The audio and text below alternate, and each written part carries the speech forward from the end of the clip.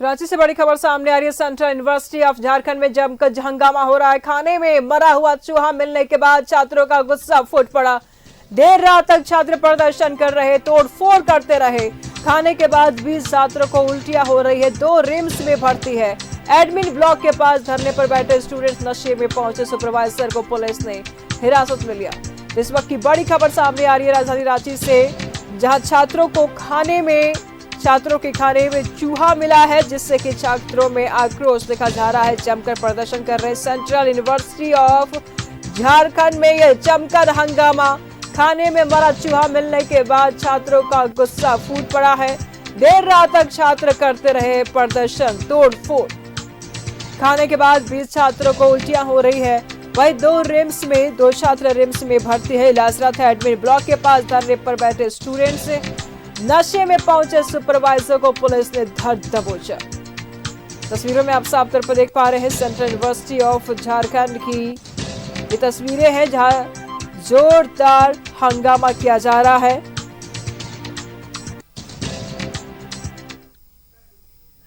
तमाम जानकारी के लिए हमारे सहयोगी अंजनी इस वक्त हमारे साथ जुड़ चुके हैं। अंजनी, ये क्या हो रहा है? सेंट्रल यूनिवर्सिटी ऑफ झारखंड में बच्चों को चूहा परोसा जा रहा खाने में। देखिए, बड़ा मतलब ये दुखद घटना है और जितनी भी आलोचना की जाए कम है। और खाने में चूहा मिले ये तो अब समझ में नहीं आ रहा है। आखिर सेंट्रल यूनिवर्सिटी का नाम एक बड़ा नाम है और वहाँ जो बच्चे पढ़ते हैं, जो विद्यार्थी पढ़ते हैं, उन्हें ऐसा भरोसा रहता है कि पढ़ाई के साथ साथ बेहतर खाना, हाइजेनिक खाना मिलेगा। लेकिन जिस तरह से जो घटना घटी है ये बताता है कि जो किचन डिपार्टमेंट के जो तमाम जो लोग हैं, कहीं ना कहीं पूरी तरह से लापरवाह हैं और लापरवाही की वजह से इतनी बड़ी घटना घट गई। और जब ये खबर मिली कि खाने में चूहा है तो कई विद्यार्थियों की तबीयत बिगड़ गई और आनन फानन में विद्यार्थियों को जो है कुछ को नज़दीक के अस्पताल में एडमिट किया गया और कुछ जिन्हें ज़्यादा तबीयत खराब हो गई थी उन्हें रिम्स भेजा गया। तो अब जो है वहाँ भी अभी भी प्रदर्शन हो रहे हैं और अब जो है 11 बजे के बाद जो है शायद वहाँ हाई लेवल बैठक होगी और ये खोजा जाएगा कि खाने में चूहा कैसे मिला था। तो देखिए, दरअसल ये मामला देखेंगे तो कहीं ना कहीं जब सेंट्रल यूनिवर्सिटी है तो ये तमाम चीज़ों की रिस्पॉन्सिबिलिटी वहाँ हॉस्टल में के जो इंचार्ज होते हैं, सुपरिटेंडेंट होते हैं, उनकी पहली जिम्मेवारी होती है। DSW छात्र वेलफेयर का सबसे बड़ा अधिकारी होता है। तो इन लोगों को इन चीज़ों पे जरा गौर करने की ज़रूरत है। आप हाइजेनिक खाना नहीं देंगे तो जाहिर सी बात है कि इसमें साइकोलॉजिकल इम्पैक्ट भी पड़ते हैं। जब लोग खाने लग गए, छात्रों की तबीयत बिगड़ गई है और हाइजीनिक के नाम पर खाने में चूहा, ये तो बड़ी लापरवाही है। आपने मैनेजमेंट से बातचीत किया? वहां पे छात्रों से बात किया आपने? देखिए, अभी जो छात्र हैं वो यहाँ पे लगभग 2 की संख्या में छात्रों को रिम्स में एडमिट किया गया है और बाकी जो छात्र हैं उन्हें नज़दीक का जो अस्पताल है वहाँ मतलब इलाज कराया गया। लेकिन जिनमें 2 की तबीयत ज़्यादा खराब थी उन्हें रिम्स लाया गया है और अभी डॉक्टरों की निगरानी में है।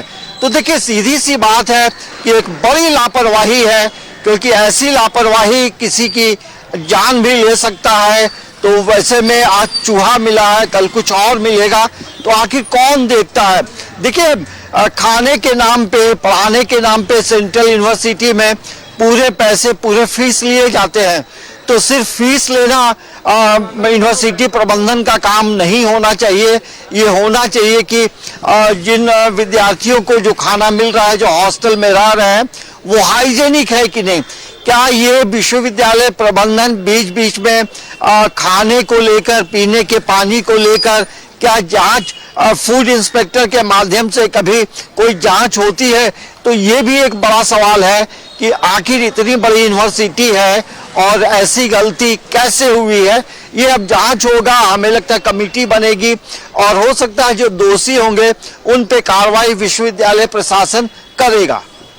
बिल्कुल अंजनी, सवाल ऐसे में ये भी उठ रहा है कि परिजन बड़ा भरोसा करके, यूनिवर्सिटी के ऊपर भरोसा करके अपने बच्चों को यूनिवर्सिटी में दाखिला करवाते हैं, पढ़ाते हैं, और इस बीच जब उनको ये जानकारी होती है कि उनको खाने में इस तरीके की चीजें मिल रही है, आज चूहा मिला है कल कुछ और मिलेगा और फिर उनके हेल्थ खराब होंगे। अभी भी 2 छात्र हॉस्पिटल में एडमिट है, उनके हालात कैसे हैं? पहले से बेहतर बताया जा रहा है और डॉक्टरों की निगरानी में है।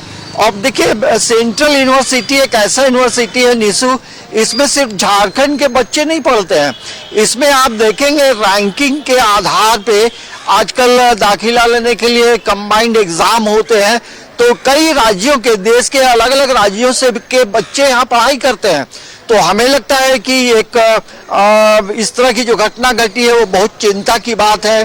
तो हमें लगता है कि विश्वविद्यालय प्रशासन को इन चीज़ों पे पैनी नज़र रखनी चाहिए और बीच बीच में जो खाना परोसा जा रहा है उन चीज़ों की भी जांच पड़ताल होनी चाहिए कि वो पूरी तरह से हाइजेनिक है कि नहीं।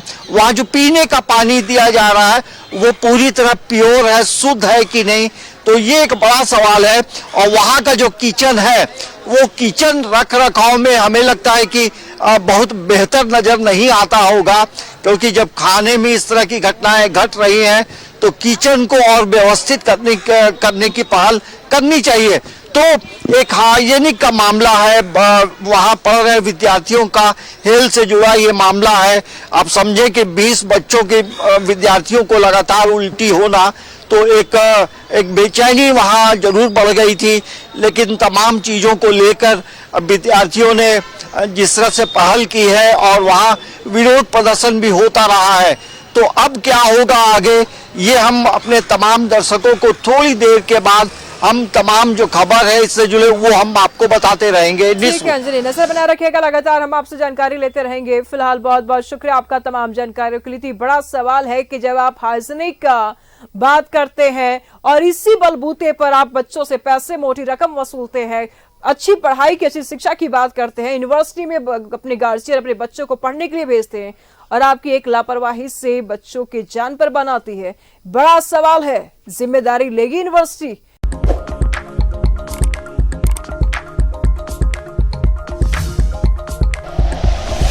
Like and share videos, subscribe करें हमारा चैनल और प्रेस करें बेल आइकॉन। न्यूज़ 11 भारत, सच है तो दिखेगा।